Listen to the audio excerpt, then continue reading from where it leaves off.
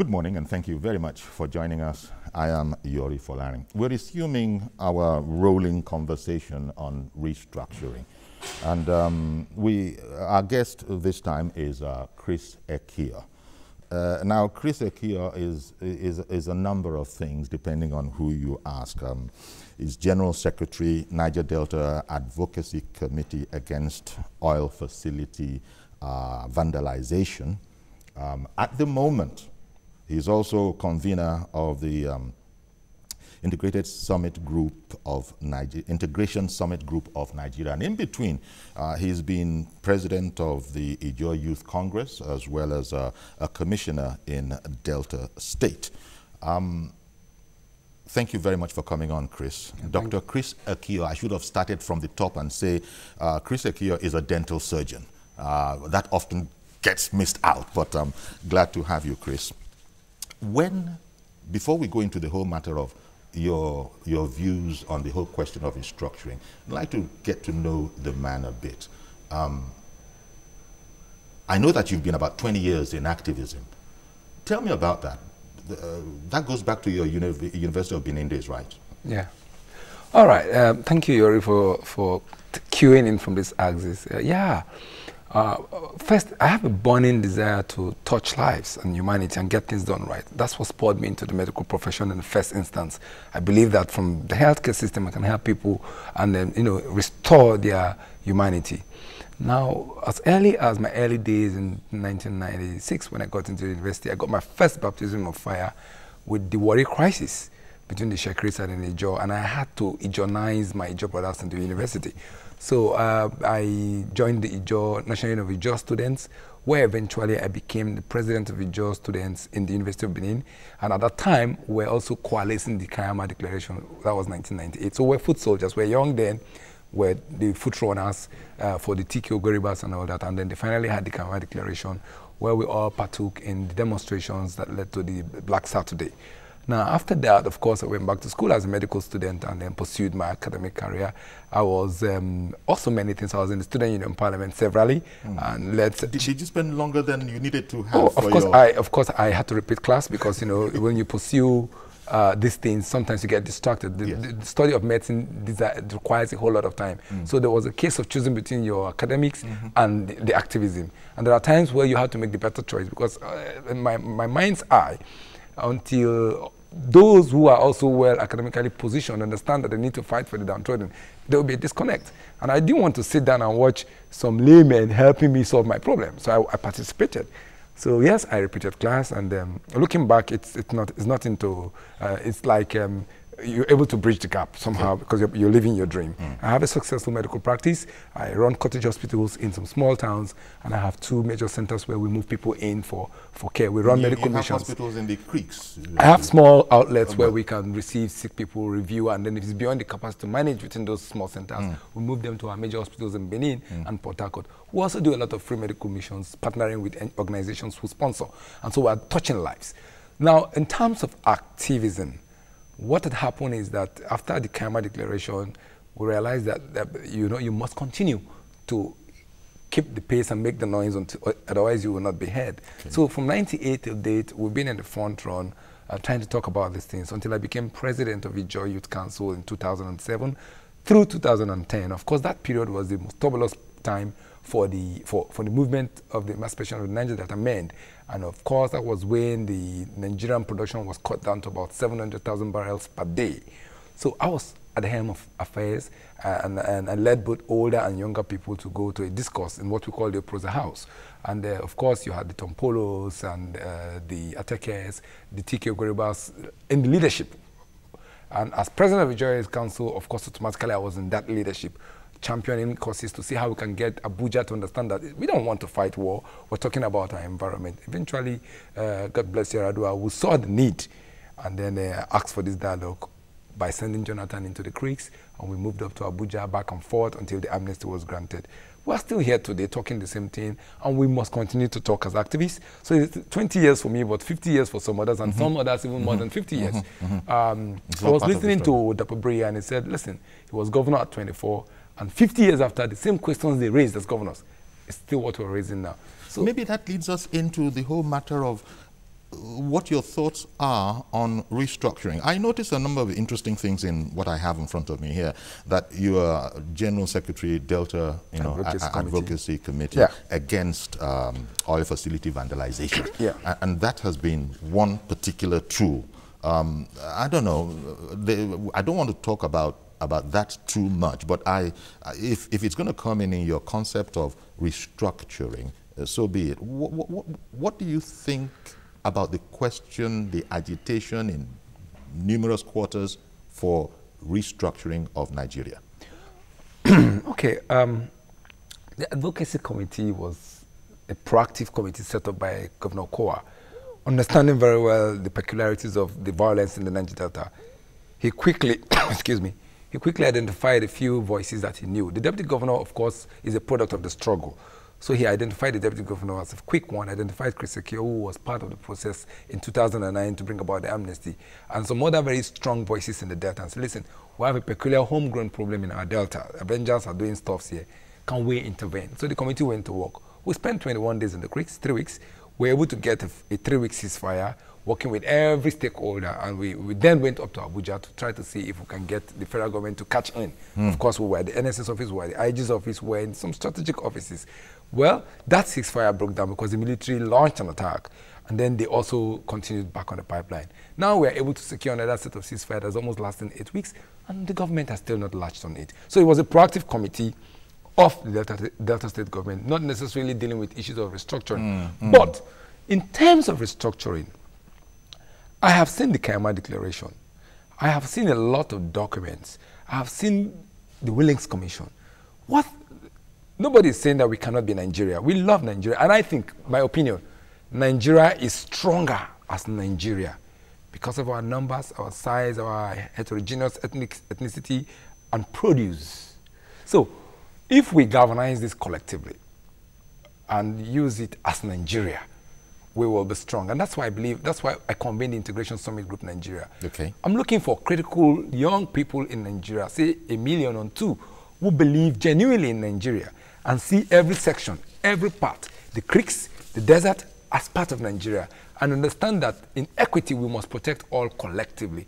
That's the kind of critical mass I'm building for Nigeria. We've been 3 years, we're going there. We'll get to that mass somewhere. With we'll the Integration Summit. Yes. And that's, as I understand it, you want not just Ijaw youth, also Hausa youths, Yoruba youths, Igbo youths, wherever they are to be found. My being Ijaw youth president was an eye-opener.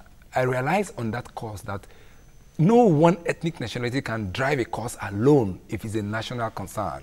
You can drive a cause of Ijaw people for Ijaw meeting, but if you're talking about the Niger Delta question, the Ijaws alone can't drive it. The Niger Delta people alone can't drive it because the Niger Delta question is a Nigerian question. It's a question about remediation of an environment contiguous to Nigeria. It's not outside Nigeria. It's a question about development of a part of Nigeria that produce so much for the rest part of Nigeria. So if you develop it as Nigeria and allow it to grow the way Lagos is growing, Abuja is growing, it becomes Nigeria. These lacunas of my section will no longer exist. The only problem we have is that the citizens have not integrated themselves to understand that we are first Nigerians before any other thing. Instead, we are seeing that we are first Ijaw, first Niger Delta, first Yoruba, first Hausa, first Christians, first Muslims. Now, those things are not what make us. We are born Nigerians to certain nationalities, certain ethnic nationalities. But we have a country. If we believe in this country, then the Integration Summit Group is driving that process. It's non-political, non-governmental. It's common people thinking Nigeria, dreaming Nigeria. Now, I had to drive that agenda because even to get the amnesty, we needed a Hausa man. I can assure you, Jonathan as president may not have been able to approve the amnesty because you have been accused for, in fact, he's been accused for giving Alamesia amnesty. The only reason he's been accused is because Alamesia was his boss, right? If someone else, if Yaradua had done that, nobody would raise an eyebrow. So you can imagine that it took Yaradua to roll out the amnesty program, roll out those funds. It would have been difficult for a Niger Delta to drive that process without being blanketed as being ethnic. Okay. Yet you called former President Jonathan a coward in relation to certain aspects of the Niger Delta question. Yeah. I said that in relation to what's happening now. I said, people now turn around and look at us and say, you had 6 years, you had 5 years of a Jonathan, and what did you do? And I said, look, if you calibrate President Jonathan, he's one of the best presidents of Nigeria. I don't care what other people say, it's my opinion. But for Nigerians, for the Niger Delta, he was cowardly about taking decisions to progress us. And that cowardice was not that he was afraid, he was being careful to a fault what people would say about if I do this for my people. And he did not do it for his people. He was trying to, is it a correct reflection of your thoughts that he was trying to carry on as a president of Nigeria not as opposed to Niger Delta president? No. As a president of Nigeria, you can still develop your place so long as you're developing other areas. But what he did was to build so many dams in the north for power to be generated. He did not do any new gas turbine. We have all the gas flaring. So as you are building dams in the north, you should have built new gas turbines in the Niger Delta. For instance, the Okpai gas turbine in Kwale supplies light to the east and then takes it to Ghana. Okpai town itself does not have electricity. Now, those kind of things, the people in Okpai, are they happy? They will never be happy. They won't hesitate to blow up the gas line because they don't benefit from it. So what I'm saying is that while he was building all those Mabila dams, Shiroro dams, upgrading all those dams, he should have as well give the same attention to the gas turbines in the south. Okay. While he was building Lagos Airport and renovating Lagos Airport and Enugu Airport and Abuja Airport, he should have also attended to Port Harcourt Airport and even the Enagua Airport that was there. He didn't. Port Harcourt Airport is a mockery of an airport. That is an international airport. That was the mere fact that Jonathan flew in from Abuja through Port Harcourt to Enagua automatically made that a presidential airport while he was in office. So it would have been having the presidential lounge, have everything that the Abuja Airport have in Port Harcourt. But you think the opportunity was missed? It was missed. And it was missed not because he didn't see it, but he was being too cowardly about confronting it because he thought that the rest of Nigeria would not vilify him for that. And yet he's been vilified. He's been called the most corrupt. When actually in real sense, he was a Democrat. Okay. In fact, in this connection, I think I've heard you say that, as a matter of fact, you were a lot closer and had more personal dealings with former President Yar'Adua than with former President Jonathan. Yeah, that was because in the Yar'Adua's era, Yar'Adua didn't get himself surrounded by sycophants who told lies and block out people who should tell him the truth. When they tried to, in fact, when I told him about presidential pardon and he said he was going to grant amnesty and started talking about it with very high-profile people, a lot of people said, you can't do this. These are criminals. He undermined them and go ahead with it, and we succeeded. At least from the Yar'Adua's era till only recently, there was seeming peace in the Niger Delta. That was just a road to peace anyway. But the government did not follow that path to achieve the peace. He broke the bridge, and so we are back where we are. So yeah, in Jonathan's case, in one meeting, and I quote very clearly, we were in a meeting, a brainstorming session, and I said, Mr. President, you have some firewalls, invisible firewalls around you, who now collect money to get past you. Who now blocks and choose who sees you and tell you what you need to hear. You need to break those walls. And I mentioned names. I classically called some ministers, some security people in the villa. I said that the chief of staff, the CSO, the Deziani, Urubebe, all these people see as your kitchen cabinet now are blocking the rest of Nigerians from getting access to you. You need to watch out for that. And I think that was what broke the camel's back. When we left that meeting, the gate was closed. The key was thrown away. I did not see Jonathan. You never had access anymore. And I did not bother because seeing the president does not bring money to my pocket. I work very hard for my money. Seeing the president, I have a name and I enjoy a lot of goodwill from people who respect me and gives me opportunity to do business, and I do it legitimately, medical business. So seeing good luck does not translate to money in my pocket or oil block in my house. So if I don't get to see him, it's not a problem so long as he does the right thing. The same thing, I'm not keen in seeing Buhari. It won't translate to money. I'm keen in transforming Nigeria so that all of us, every Nigerian, can access work, wake up in the morning and find a job. Just now, I was listening to the deputy governor of Lagos talking about teaching, and somebody said, I did physics and I can't find a job to teach. And I said, listen, and then some of the security people say, look, you don't want to teach. Did you go for teaching? I said, who is going to teach if after having a degree, I was going to be paid 15,000 by somebody who doesn't have a degree, who wants a caricature private school to teach, maybe in Ekpe, and I live in Ikorodu. So we must calibrate what minimum wage is. It's not to say pay 18,000. Does 18,000 translate to minimum wage in the country? Can you really take people home? So all of this then is the reason why we must restructure. Because I was going to say, do you think that we can therefore carry on the way we're going and just sharpen things up and or we need to restructure? Yeah, you know, when you talk restructure, a lot of people understand it from the perspective that we may go back to the Cocoa era where it's 50 for the government, 50 for this and all that. I don't see restructure as that. How do you see restructure? I think that we should model our country after the American presidency because that's what we want to do. Right now, we are not sure whether we are doing UK parliamentary system or we are doing American system. But people said we had the regional system and it was working for us. It only needs to be fine-tuned for the modern age. I read in a book that even the so-called icons that we celebrate, the Awos, the Zigs, the Ekotiebos, they were found corrupt too. I read in history that at the time, even before independence, some people were already found guilty for squandering some monies meant to build roads. So there was no time that you had angels running Nigeria. But these people had integrity because they had human face. When they say they would do a thing, even if they ate money, they went ahead to do those things. But now we have people who put projects only on paper, take money, maybe mobilize you, and then they close the project. So if you go to government books, some roads have been completed only on paper. In every state of the Federation. It's not peculiar to Niger Delta. It's in every state, including Abuja. So if we want to recalibrate and restructure, we start first by restructuring our institution. The civil service is a burden to our country. It's a bogus burden to our country. I have been privileged to be local government chairman. I do not need more than 100 staff to run a council. We have over 1,200 people employed, 600 as teachers and 600 as civil servants, for which more than 600 don't come to work 30 days of the month. They take salary and they work somewhere else in the private sector. So in restructuring, government must restructure the country first in terms of an industrial revolution so that people don't begin to look at government for jobs. People should be able to access free loan. You know, I was saying that Dangote is what he is because he has access to loans, to money, so he can build a refinery. Give me the same money, I'll build 50 refineries in Niger Delta without fear or favor. But who's going to give me a loan? I'm not credit worthy because I don't have the opportunity. In other climes, the mere fact that you're a doctor in the US, the banks allow you, the government allow you to set up your hospital and they take it over time from you. If Yori wants to build a house, you don't have to look for the money. You need to walk into a bank and show that you have given your best as a citizen of this country. You know, if Citizen Jones wanted a house after serving 40 years as a media man, he probably still struggling to build a house. But in the US, the fact that Yori has a name, you work in a bank, they build you a house, and they take a stipend for the rest of your life, and you own a home. So you don't have to steal money, cut corners in this business to build a house. In our system here, it's terrible. The politicians, people blame them every day, they steal money. They are under pressure, so they find a way to cut corners. I went to... What is putting them under pressure? Apart from, we're talking about the moral deficiency. I'll tell you what happens. In a lot of cases. I'll tell you what happens. They just finished the Edo State elections.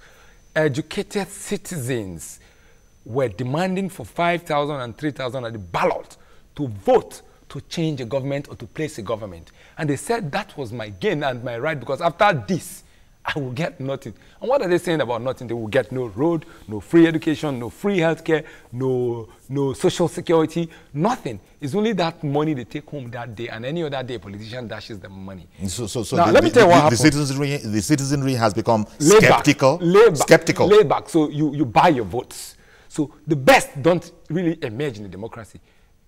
You know, because you buy your vote. If you can pay so much within an area, you're likely to win an election because you're going to pay INEC, pay police, pay soldiers, pay the citizens, and get voted in. And that's the situation. So the institution itself, INEC itself, has a lacuna. The security agencies that should secure and make sure laws are kept, even arrests who give bribe, has a lacuna. They collect bribe. INEC collect bribes, security agents collect bribe. Look, I've run an election before and I'm talking this and I have facts. Then, the citizens collect bribe to be paid. When you see a rally that the governor is holding in a stadium, and you see 2,000, 5,000 people gathered, it's not because they are patriotic.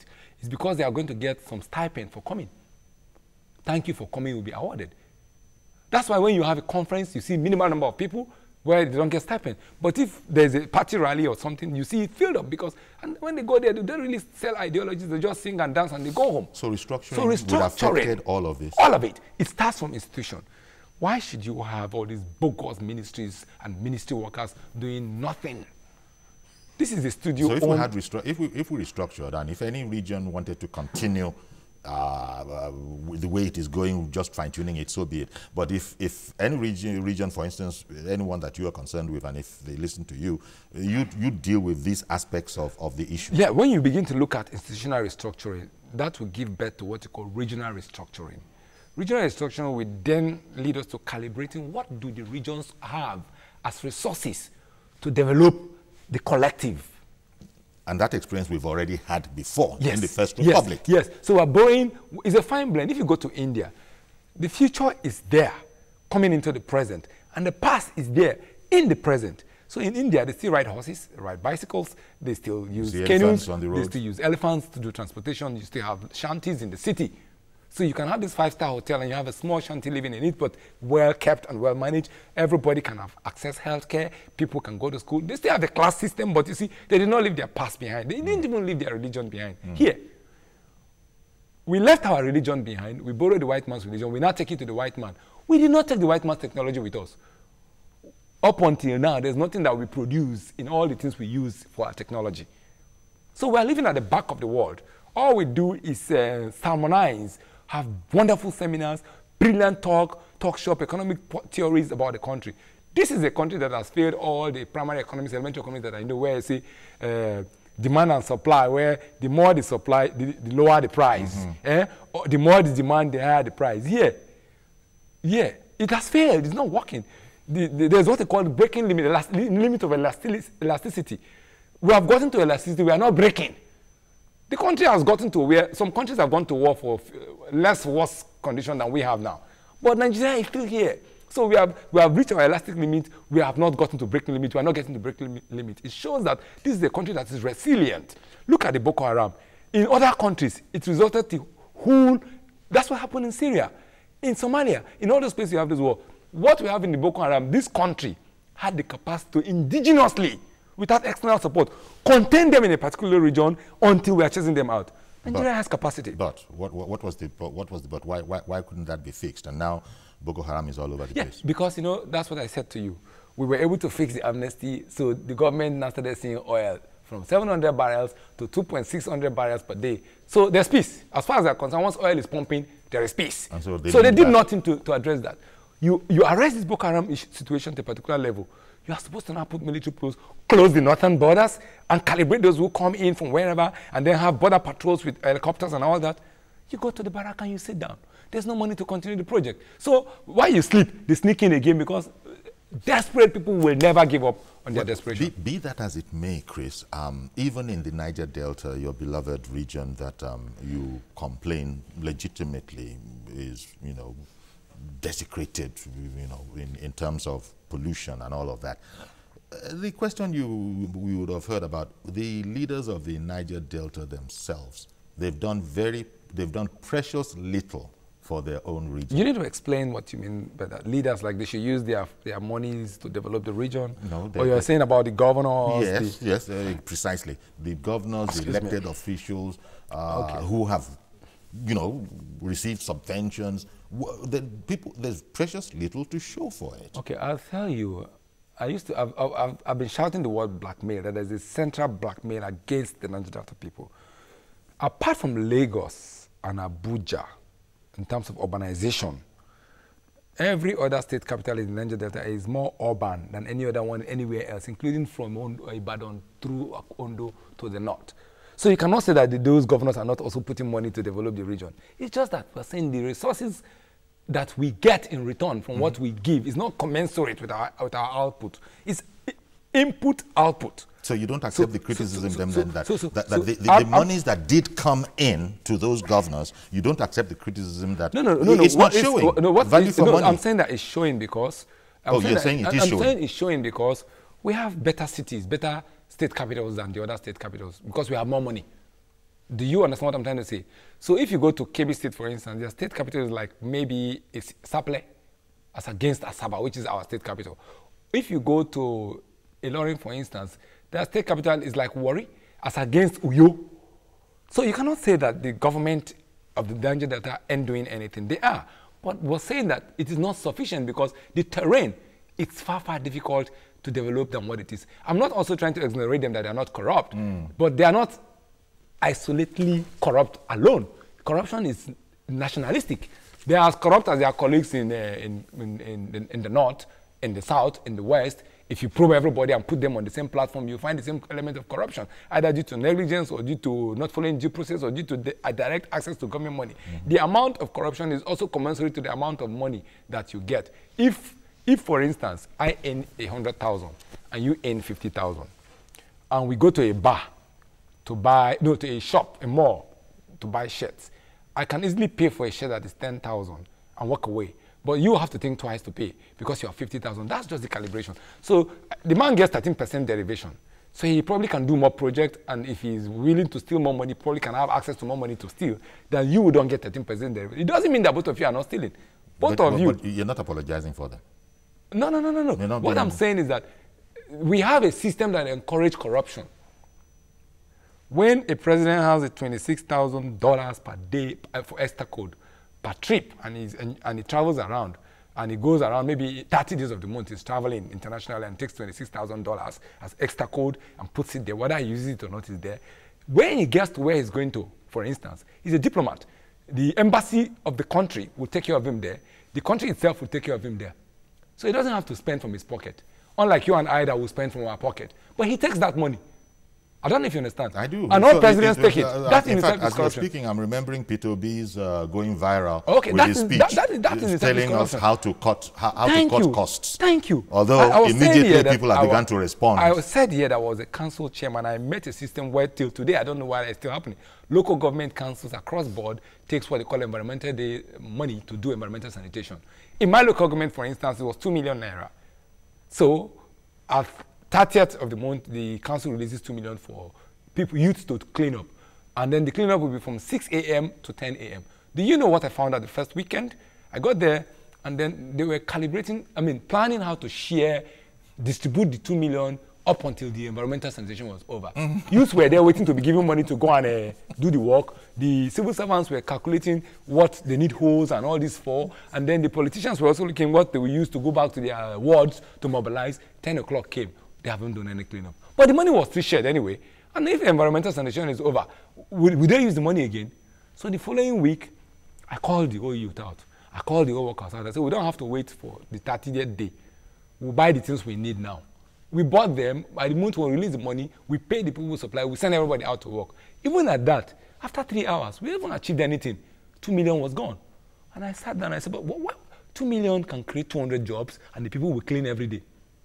So I called the environmental officer. I said, listen up, get a consultant to recruit young people who want to work 30 days for 10,000. They work 2 hours daily, just clean the streets, clean the gutters, cut the lawns, and go. At the end of the month, we pay them 10,000. We got 200 boys from 10 communities that needed heavy environmental sanitation. For 30 days, they were always working. And they earned that 2 million. For 2 years, that was what we were doing. And then we paid the consultant an additional 300,000 to monitor. And on environmental sanitation, they will go and double check whether I entered my power bike, take the team, check whether the areas that have been assigned to these people have been duly cleared. The same amount of money applied differently and we got more results. So there is what you call... but everybody wasn't working like that. Yeah, no, it's political will. Okay. So I'm everybody wasn't working like that. So I'm saying that the government of Nigeria at every level is the gangster in the country. It's not the citizens. The laws are there. When you occupy the office, because you don't want to apply the laws, you start bending your neck and doing things differently. From Abuja downstairs, everybody's culpable. No, but you see, the man who has the power on his side will be the one who will now be calling the shot. You there, you are doing this. Check him whether his own side is clear. The same thing if you go to look at the organic cleanup. There's $1 billion already assigned from the multinational. They have flagged it off. They have not started. Public bureaucracy. The place is in a mess. The place is overdue for cleanup. That's what happens. A road is awarded. Look at the Shegamu Lagos-Ibadan Expressway. It's been awarded. Why is it waiting to be completed? Yosun Wike built a house, the MBA house, in 7 months. I saw it yesterday on TV and I was marveling. So this kind of project can be delivered within 7 months. It's called political will. Go and check the NDDC office, permanent office. I've been building it. So what I'm trying to say is that if there is a will to do things and we do it rightly, the structuring will help us live that will.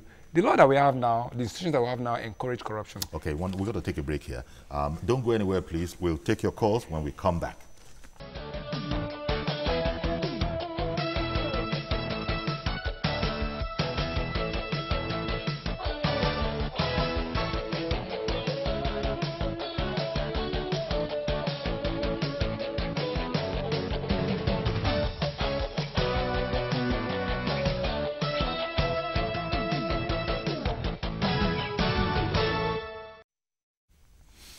Okay, welcome back. Our guest is Chris Ekia. He's a dental surgeon. He's convener of the Integration Summit Group of Nigeria.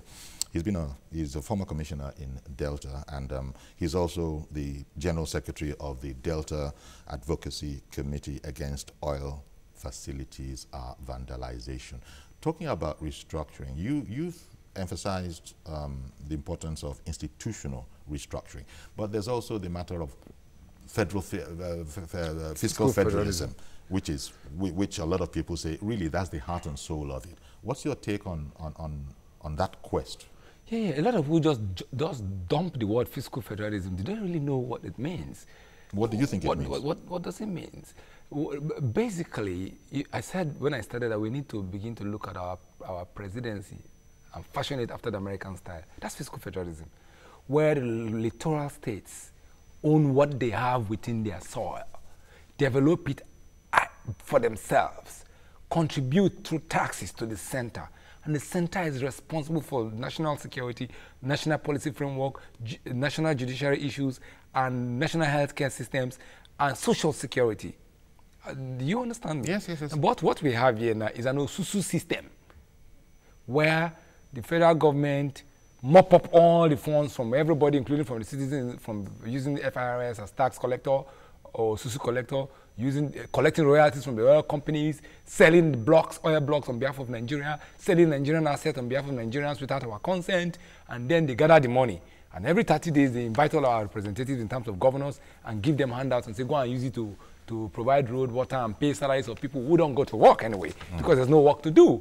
So we get paid for not working. Only very few people work, the rest just get paid as government job, government employment, you know? And then even the process of employing people in the country is if I become a commissioner and I employ all my family members. So those who don't have people in government don't ever get to be employed. Those who don't have brothers in the multinational company, even though they are qualified, don't ever get to be employed. Have you ever asked how come the Yorubas dominate the oil and gas sector as against the Niger Deltans when the oil actually is in Niger Delta? It's skewed. When the first people who came... Is that a fact? It's a fact. Is that indeed a fact? Statistical fact. It's a statistical fact. Those who take decisions in the oil companies after the expatriates who come from abroad are predominantly Yorubas and Hausas.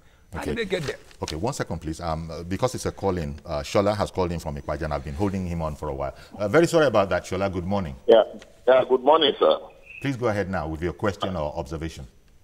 Yeah, my observation still lies on the individual, the interest to rebuild, the interest of the Nigerian hood, the interest of how do we see ourselves, the interest of love of one another, the interest of keeping the nationality of Nigeria in the heart of each one. When a citizen could not respect even the national flag of a nation, you go to government parastatal, you find the national flag. The image of the country is being torn, and nobody will see it and have a pierce in his heart.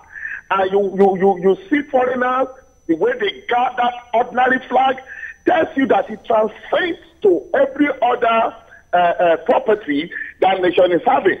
Not until when we, as an individual, we appreciate the things we have and we are ready to defend it, the structural program we are talking about, we may not even get there because we don't even know what we have. We don't know what we have. We don't know what ought to be executed by the citizenry, not to even talk of the one of governors. Okay. If you look at the governor, he's talking about the will, which is very important here.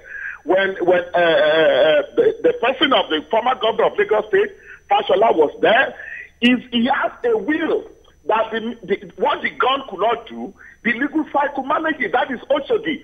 Do you know the numbers of guns, the numbers of shooting that have gone into Oshodi by the past governors, administrators in the military sector? They could not even have a solution. But one man who had an understanding of the system came on board and sanitized Oshodi. And so Oshodi is better for it today. Okay, so thank you very much, Shola. Thank you very much for calling in. That goes back to the will that you were talking about, the example he gave. Classical example, and that also confirms that the use of force can never solve any problem. You go and threaten people. See, the what you call power. He was also making the point about the patriotism of the individual. Nigerians, that is missing. Yeah, we are losing our patriotic nature because Nigerians are already giving up on this big brother government that you see. Nigerians are beginning to think, that's why they go and ask for money at the ballot.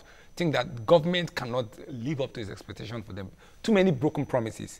But if government puts human face in the things it has agreed to do, even the ones in the past, forget new ones, just go back and dust up the past and start cleaning them one after the other. In 5 years, 10 years, you will see patriotism. I agree with him. Sometimes when I go to a ministry or a local government or even some government establishment and I look at the flag, I wonder, what is it? Nobody even knows there's a flag there. It's torn. But that's the same flag that others will celebrate across the world. So in this restructuring thing, that is... Okay, sorry. Another caller. Charles wants to contribute to the conversation. Good morning, Charles from Okoba. Good morning, Yori. Thank you for calling in. Good morning to Dr. Kiyo. Thank you, my brother. And incidentally, we belong to the same place, the Niger Delta.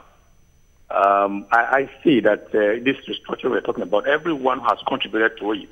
Appears to be saying something that's different. Nobody has told us anything new. When you look at it, even the structure we have a defect in the structure. When you look at Nigeria itself, you find that in most cases you find centrifugal interest. That interest that is dragging people away from the center because they have nothing to gain from the center. The everyday people, only the elite have something to gain in the center. That is why everybody kills to get to the center. And once they get to the center, because the center is so rich, they want to get as much as they want because they sort it down at their respective regions. So what people do these days is that since there's something for them in the center, they rather agitate for their regions. Yeah. And that's why you find all these ethnic agitations. Nigeria Delta will say, okay, let us do our because there's something to look for in the center. So I think we need to restructure. Let people have even a modicum of control of whatever comes from their plate. Then we can now maybe pay royalty to the center, so everybody can now grow and at the speed and rate at which they can develop. That's the way. That's the way. Good morning. Thank you very much, Charles. Yeah, I think I think he took the word out of my mouth when I said federalism should be skewed in such a way that every state. And you know what? I did a simple analysis from my elementary education about Nigerian map and mineral location. And I found out that the old 19 states, each one had at least one or two solid mineral or oil to deal with. But this country has spent 50 years bleeding only the Niger Delta and getting lazy about the other things. And even the ones that we achieved, for instance, the West was doing well in cocoa, and even the Niger Delta area was doing well in palm kernel and timber and plywood. They went to sleep. The North was doing well in granite oil, heights and skin. We went to sleep. Now, the animal husbandry also went to sleep. So this is a country endowed. In doing this fiscal federalism, we need to push the pressure to every state so they can wake up and then begin to identify what they have and process it. Look at the steel in Ajaokuta in Kogi State. Billions of naira wasted, nothing is coming out because there's oil money. We should be the largest steel supplying country in the whole of Africa by today. Look at Ascon in Akwa Ibom, the aluminum smelting company. Wonderful edifice, everything ready, going to sleep. What has happened to Pan Automobile? So there's a need. This sector should have created jobs that government don't need to put its hand in. And if the steel industry was working, then you have steel fabrication sections will develop. You have automobile industry will develop. All this will create jobs, restructuring the institution. Then states would now, like you said, earn their own income, know what they earn, know what they can afford to pay for employment, decide that by themselves, and know what is due the center as tax and as royalty. The center takes that and manages the army, the police. There's the central police, which is the federal police, the social security, and all that stuff. Look, in the US. That's the only way to go. I'm sorry. I've been keeping Subaya waiting for a long while. Good morning, Alhaji Subaya. Yeah, Mr. Yori, good morning. Thank you for calling in. Yes, straight to the point. You see, the issue of restructuring is highly necessary as Nigerian is for presently. look at what is happening now. The expectation of Nigeria is already that way. We voted because we have a change. We expected a change for our life, for our future generation. Look at what is happening in the leadership hierarchy. You understand? It's so disappointing. So the expectation of Nigeria is already, that it is thrown away. I agree with your guest. He said something. He said the elasticity limit is, Nigeria has got into elasticity limit. And it is true. Look, I mean, the issue of, what Nigeria is, the way I look at it, it's not progressive. So in other words, the issue of restructuring, like we said, is highly necessary. You see, look at what the man is talking about. Our leader, as far as the House of Senate is concerned, everybody is trying to manage himself to the top. Now, the expectation of Nigeria is not saying that the voting is concerned. I mean, what is expected from the government is concerned. All so, right. you see, what the man is saying, you see, the structuring is highly necessary. All right, that is my point. Okay. Thank you Very very much. much, Alhaji Zubair. That's his point.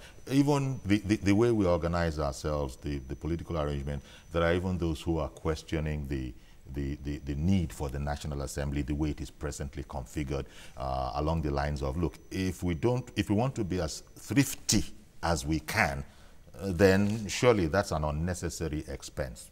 Yeah, I know. I was when Jibrin started talking. There's an element of truth in everything. So I went back and tried to look at what really obtained the National Assembly.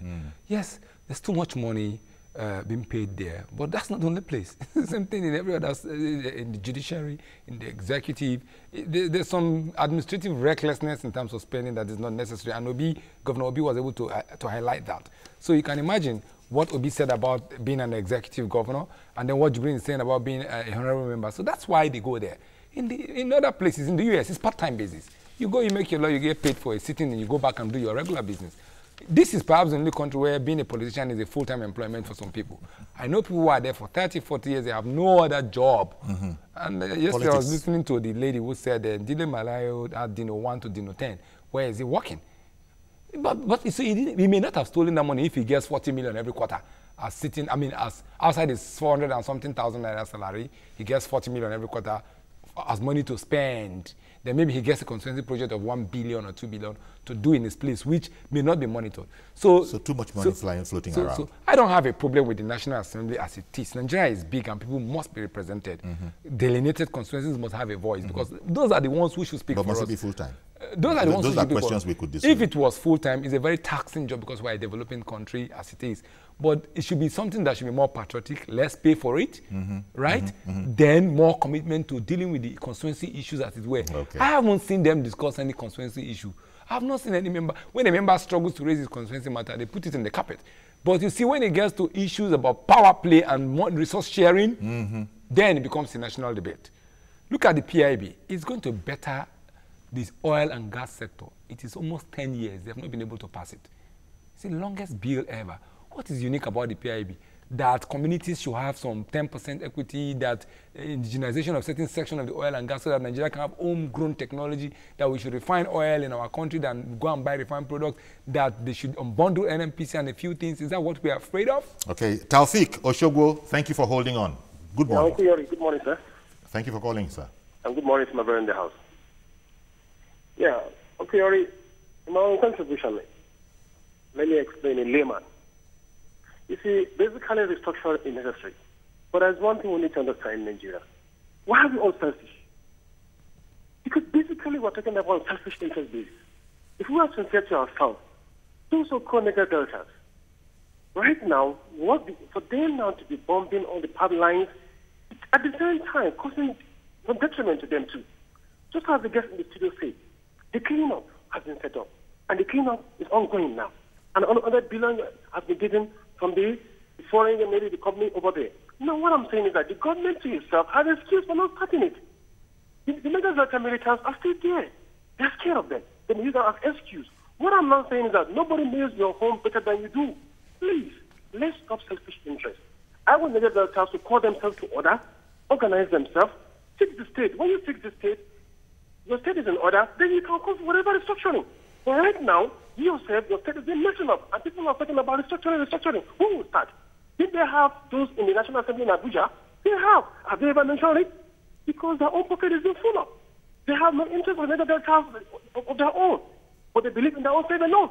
So what I'm saying is, those that stay in Niger Delta, they should call themselves in order. Fix that state. After you fix your state, everything is in order. Then please call for whatever you want to call for.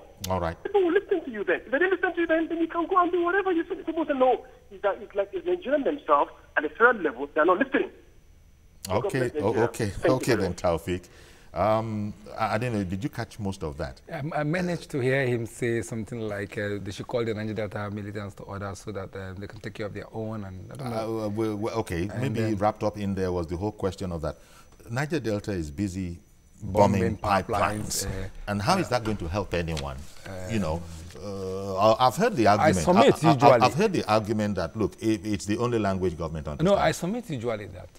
The Niger Delta story is a story of, if you do nothing, you will die. So why don't you do something while you are dying, so that you die, you know that you try to do something? This is a case of, there's gas flaring already killing the people. There is pipeline break. Since all those pipes were laid in the 60s or 50s, 60s, 70s, most of them have not been replaced. On their own, they explode. And there is continuous oil stealing by even the so-called government agency. Look, bunkering that you hear, it's not all this thing that JTF is flying aeroplane and shooting people cooking diesel.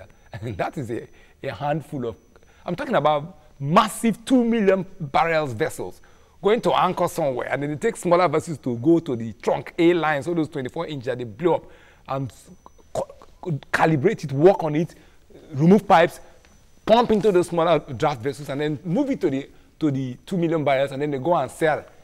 The multinationals are culpable, the JTF, the community, the government agencies, DPR, all those people know about this. They turn their eye around because everybody have their cut in that deal. That is where we lose the major money. These other people, when these bigger thieves have taken their own, they go and scoop the remaining and cook it for a living. And why are they cooking it for a living?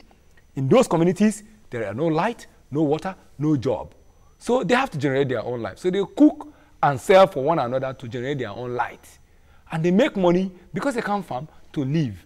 Now, in a sensible government, rather than start burning and killing and throwing all those things you burn back into the environment and spoiling it, you call these people and sit on the table. You find a better way of how these refineries can be improved and become indigenized Nigerian initiative for refining crude. You create modular sections for these clusters of these communities where they refine. You bring technology in and upgrade what they need to do. Food prey. You don't consider it all as an illegal operation. That Listen, go to Mina, go to Nasarawa, go to anywhere in the north. They mine gold, they mine tin, they wash it, they use it. That's our national asset, because by the Land Use Act, everything under there belongs to the federal government. Nobody is stopping them. Okay. What about these people? They can't catch fish, they can't plant, and oil is passing. You think they will not mine it and survive? Okay. So So what government should do is, okay, they're doing it the wrong way. How do we legalize what they are doing so that they stop doing it the wrong way? Okay. By creating modular refineries and getting community to be part of the owners. Community ownership. So that certain percentage of crude will be assigned to these people to refine for domestic consumption. Federal Investor of Petroleum in EFRU has designed an indigenous refining process through what those boys are doing. They have applied for DPR license. They have asked the federal government to give them crude to test run it. They haven't gotten it because there's no will. And yet we import crude from Venezuela. Okay, Yakub from Dokwebo, thank you very much for holding on. Yeah, good morning, sir. Thank you for calling, sir. And then good morning, the guest. Thank you. Shifari, in fact, I really like the way your guest spoke this morning. He has said it all. But let me just buttress the point. The point is that the National Assembly we have, you know why the bonding of the pipeline is still going on in that place? He made mention a very valid point earlier that why is it that they failed to pass PI bill? Almost 10 years. The question, you should ask ourselves that question. Why is it difficult to pass that bill? If we could remember, there was a time, after maybe a 45 minutes, they passed almost 100 bills. During the last dispensation, they passed almost 80 or 100 bills. I just tried to pass that very particular bill. Why is it? See, we are still going to continue if we are not in a situation where that we are by restructuring in this country. And then another thing is this: resource control is very, very important. A situation where the Lagos State, now we are developing, we have gotten early Lagos State, include all the states in this country. Are you not telling me that the Lagos State government, when they begin to export this oil now, they should go and sit down and expecting another money from Abuja, even though today, Lagos State is the best state in this country. Why is it like that? Because we had a good management. And then we said that we have a National Assembly. Should be Nigeria citizens, we are those docile. Why am I saying that? Look at Jibri. Jibri was say a very, very valid point.